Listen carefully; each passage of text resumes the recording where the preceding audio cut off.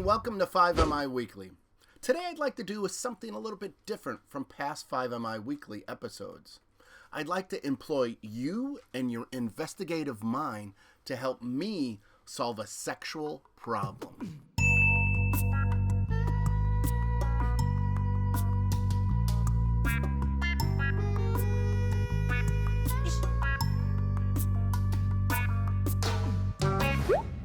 And no, you're not going to be helping me solve a personal sexual problem. Now that I think about it, it's much more than just a problem.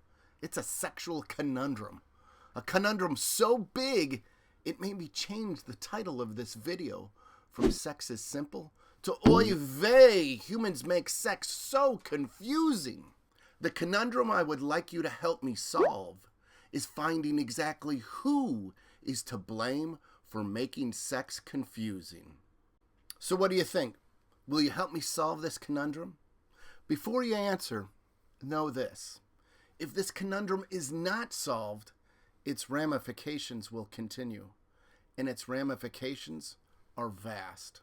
They include societal, personal, psychological, and economic problems, such as unwanted and unintended pregnancies, sexually transmitted infections, fear, anxiety, and depression, sexual stereotypes, prejudice, and discrimination, low self-esteem, confused self-concept, and poor body image, shame and guilt, poor communication within relationships, poverty, domestic and family violence, sexual assault and rape, and murder.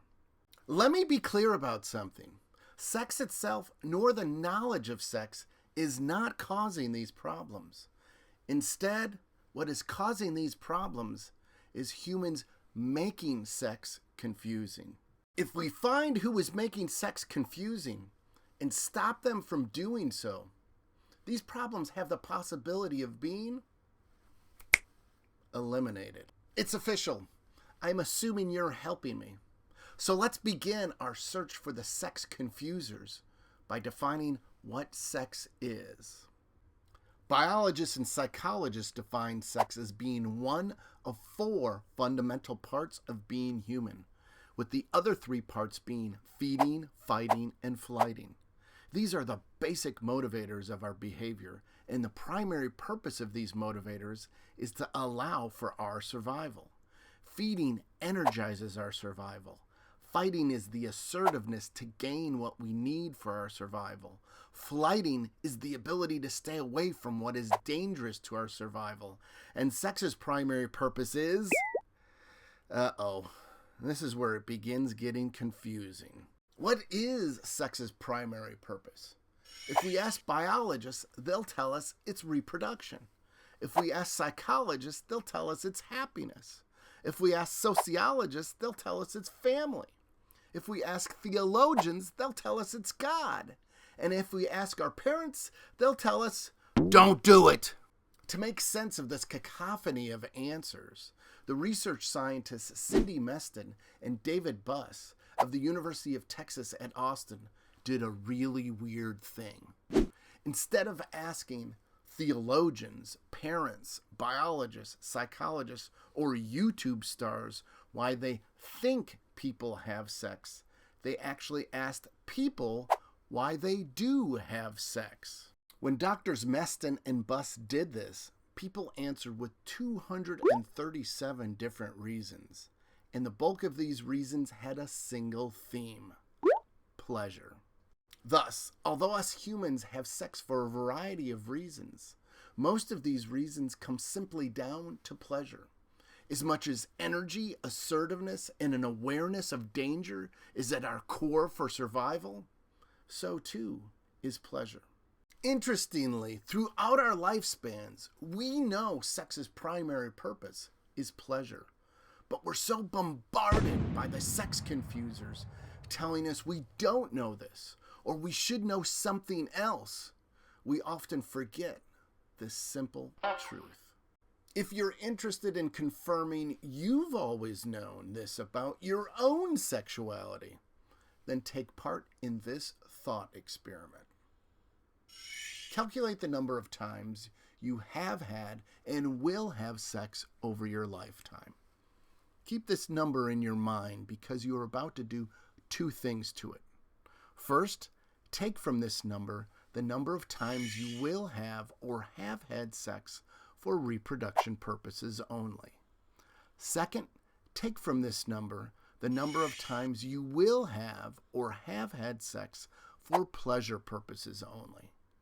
Now compare these two numbers. Which number is greater? For that matter, which number is way, way, way greater? It's clear biologists, psychologists, sociologists, theologians, and parents' reasons for the primary purpose of sex are not based upon data. So what are they basing their reasons on? Maybe this is where we'll find the sex confusers, by searching for where we learn about sex. Where, and for that matter, whom we first learn about sex from is ourselves. Look in a mirror, for you are our first suspect for being a sex confuser. Are you guilty? We humans begin learning about sex through self-exploration, as early as within the womb during the third trimester of pregnancy, and we continue with physical self-explorations through at least early childhood. Our self-exploration's purpose is to discover erogenous zones, which are sensitive areas of the body. Based upon our self-explorations, we decide whether these physical zones are painful, ticklish, or pleasurable. Sex is sensual during this first stage of learning. It is simple. It is truthful. We are not confusing ourselves about our own sexuality. Thus, you are not guilty of the charges of being a sex confuser. Developmentally speaking, the next place we learn about sex from is within our home, from our parents. Thus, the next suspects for being sex confusers are our parents. Learning about sex from our parents primarily comes from and coincides with language development. Young children simply want words to attach to the things they have been discovering about their bodies. But the vast majority of parents, instead of giving children words to communicate about their sensuality, give children confusions in the form of codes, anecdotes, and euphemisms, none of which children's sensory-motor and pre-operational minds can understand. Simply put, children want and in fact developmentally need sexually denotative words like vulva for vulva and penis for penis, but instead are more likely to learn sexually connotative words like cookie for vulva and wee-wee for penis. Imagine if parents did this for body parts other than the vulva or penis. A set of parents systematically teaching their child to use the word wang-doodles for eyes, honeypots for cheeks, and vajayjays for ears. These parents would likely be put in jail for being so intentionally abusive and neglectful to their child, and their child would be beyond confused about their eyes, cheeks, and ears. Unfortunately, we don't have to imagine parents intentionally doing this for body parts associated with pleasure, and for their children being beyond confused about these body parts. Sexual language is intentionally made ambiguous during this stage of learning. It is made complicated. It is made deceitful. Parents confuse their children about pleasure, sensuality, and sexuality. Thus, parents are guilty of the charges of being a sex confuser. The next place we learn about sex from is school. And you might assume, as with any other academic topic, moral and ethical principles drive schools to present objective and truthful information about sex. But you know what they say about assuming? In fact, the vast majority of schools in the United States today can make up anything they want when it comes to the topic of sex. Only 20 of the United States require sex education to be taught using medically accurate and scientifically based sources of information, whereas 30 of the United States can completely develop a sex education curricula based upon beliefs, opinions, and ideology alone.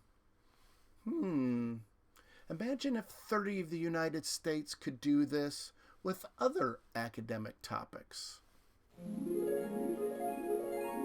Yes, Jimmy, 2 plus 3 does equal 4. Yes, Juanita, there are 55 states that compose the United States. Yes, Juana, the Revolutionary War began in 1977. Because U.S. schools' sex education curricula are most likely to be based upon opinions, beliefs, and myths, they are guilty of the charges of being sex confusers. The next place we learn about sex from is our friends. Friends are the most likely source people use to gather information about sex.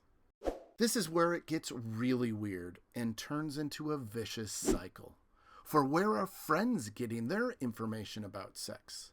From the already convicted sex confuser parents, who are talking in sex codes, and the schools, who are systematically lying about sex. The conviction of friends being sex confusers is a no-brainer, because their principal sources of sex information, parents and schools, are sex confusers themselves. The last place we learn about sex from is the media. Whether this media be social media, mass media, movies, television, magazines, commercials, or even pornography. The media's existence and viability is based upon portraying sex in often unrealistic and dramatic terms to generate money or hits or likes or followers. Because the media is rooted in generating money, hits, likes, and followers, and not truth about sexuality, it is guilty of the charges of being a sex confuser. It is time to thank you. You've helped solve my sexual conundrum. Parents, schools, friends, and the media are guilty of being sex confusers. But now that we know who the sex confusers are, what are we going to do with them? Shame them? Take away their driving privileges? Throw them in jail?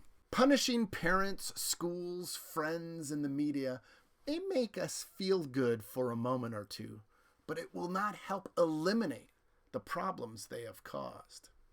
Educating parents, schools, friends, and the media will help. And since you're the only one found not guilty of being a sex confuser, this education is up to you. It is up to you to educate your parents about sex. This education begins with talking clearly about sex using denotative words. Time to pick up the phone or pay your parents a visit.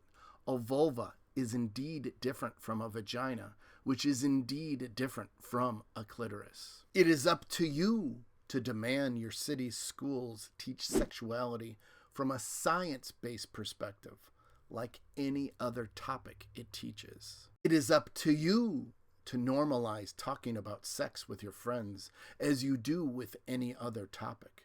It is you encouraging your friends to be aware of and critical about the sources of information used within your discussions about sex. It is up to you to contribute to social media in accurate ways, discerning primary sources of information about sex from secondary sources. And it is up to you to be aware of why different media sources exist, following their money, hits, likes, or followers. You are the solution. By educating the sex confusers, you make the problems they cause go away. And the awareness, intelligence, and wisdom that you share will make sex what it really is. The most powerful form of communication used by humans to obtain health, wellness, and happiness.